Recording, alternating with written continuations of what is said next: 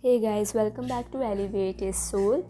Today we are continuing with the part 5 of this chapter.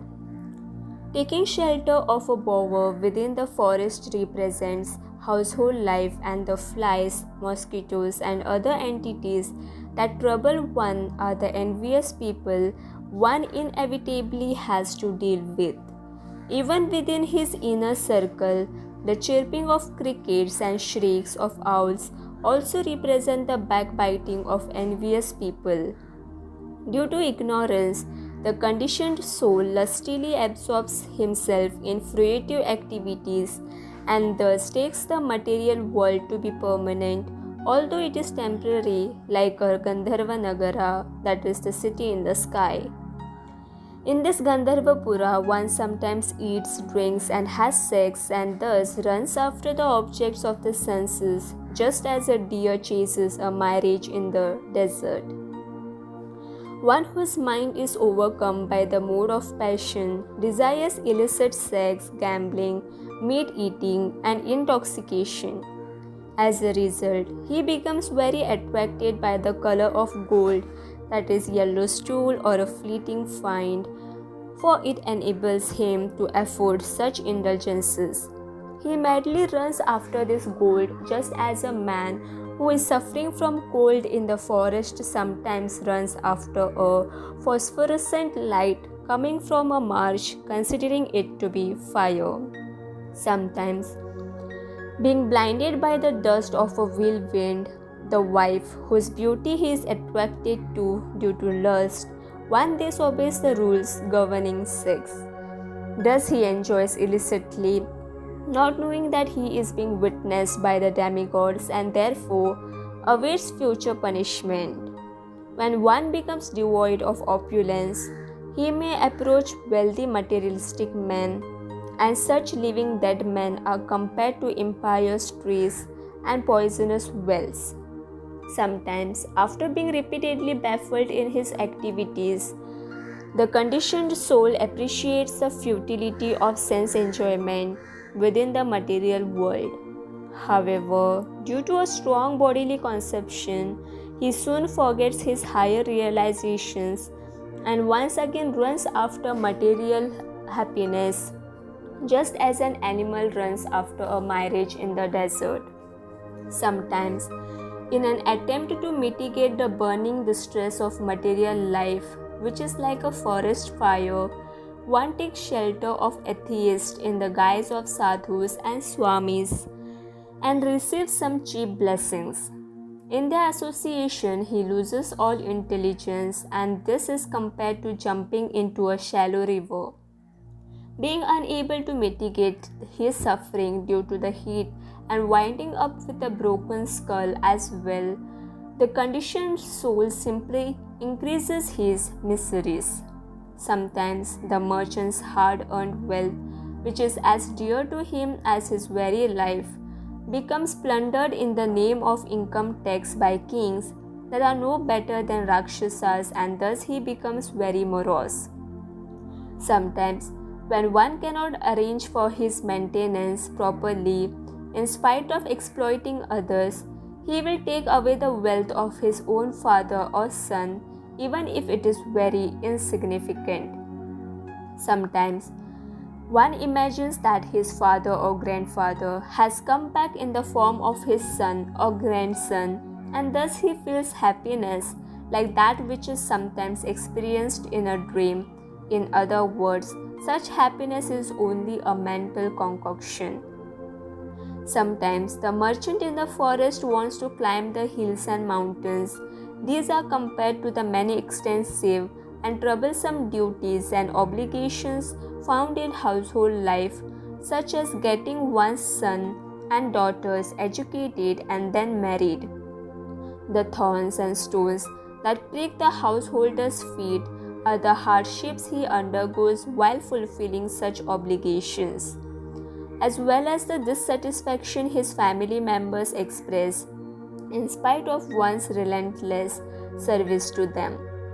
Sometimes a person who is very attached to his family is unable to maintain them properly, and so out of frustration he chastises his wife and children unnecessarily.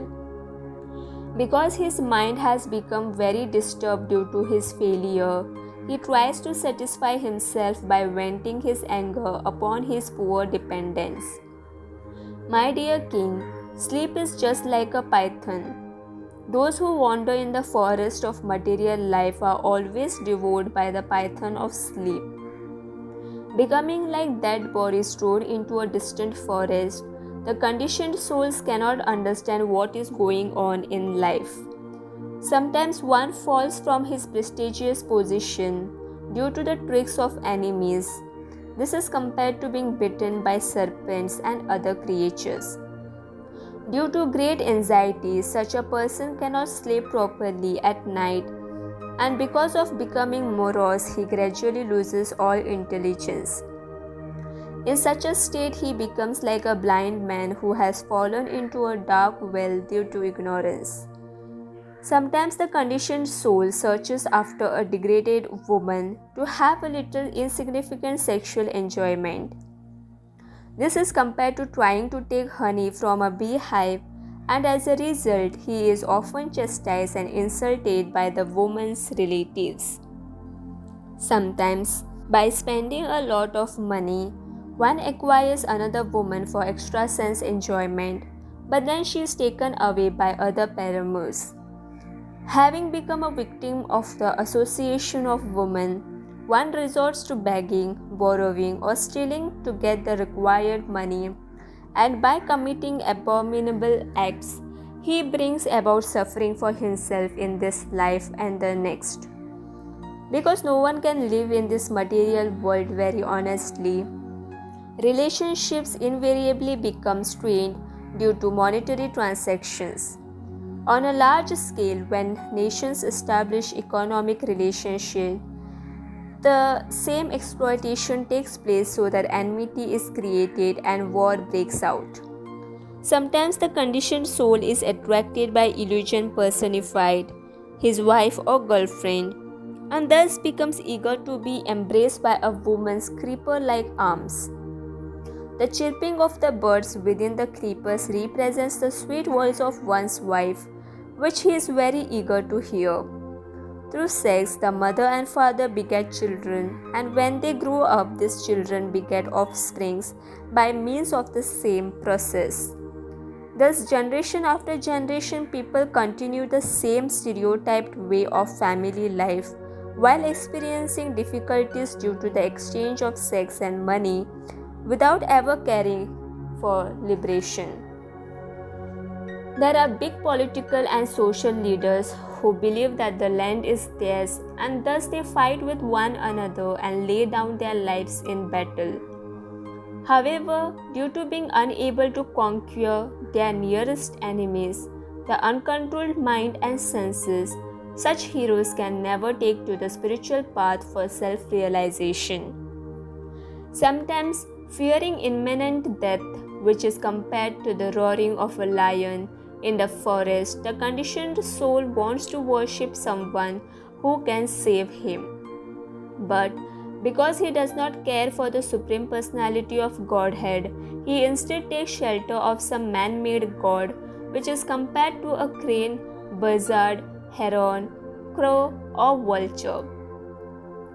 Sometimes, after being cheated by such bogus gurus and incarnations, one tries to come into the association of genuine devotees who teach him how to worship the Supreme Personality of Godhead according to the authority of Shastra.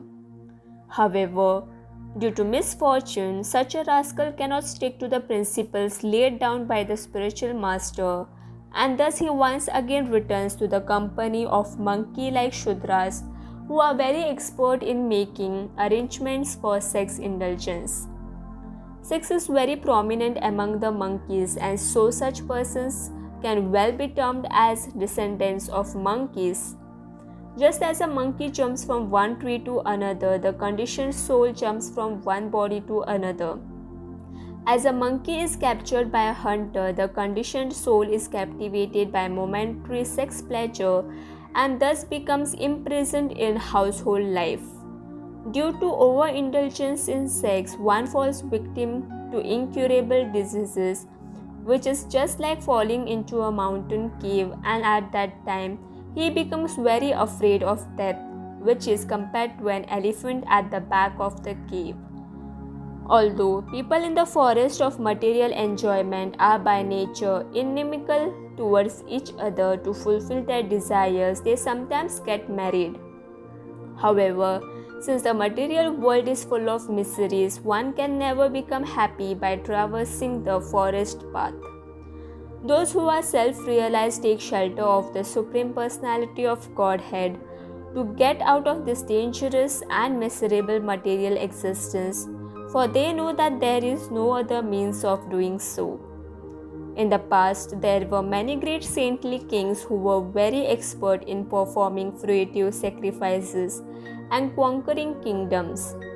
Yet, in spite of their power, they could not attain the loving service of the Supreme Lord because of being unable to conquer the false consciousness of I am this body and this is my property. Thus, they simply created rivalry with other kings, fought with them, and then died without having accomplished life's real mission. My dear King Parikshit, the path that was indicated by Bharata is like the path followed by Garuda, and ordinary kings are just like flies. Just as flies cannot follow the path of Garuda, these great kings and leaders could not follow the process of devotional service even in their imagination. On the other hand, Mahārāja Bharata was so exalted that he gave up his beautiful wife, nice children, and enormous empire while in the prime of life. Although these things are very difficult to renounce because he was very fond of serving the Supreme Lord, Mahārāja Bharata gave them up just as one renounces stool after evacuating. Thank you. This ends the chapter. Radhe Radhe.